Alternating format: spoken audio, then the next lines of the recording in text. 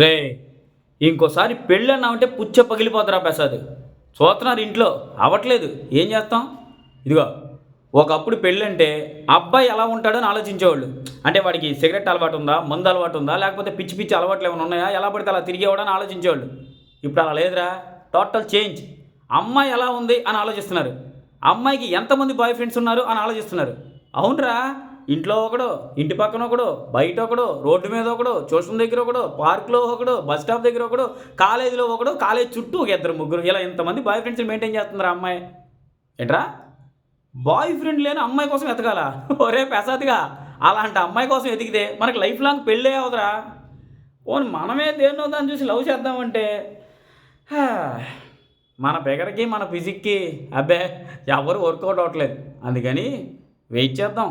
ఎంత తక్కువ మంది బాయ్ ఫ్రెండ్స్ ఉన్న అమ్మాయి దొరికితే అప్పుడు దాకా వెయిట్ చేద్దాం. దొరుకుతులే, ఎంత చెట్టుకి అంత గాలి. ఒరే ప్రసాద్, పద, ఆ అమ్మాయికి ఎత్తుక్కుందాం.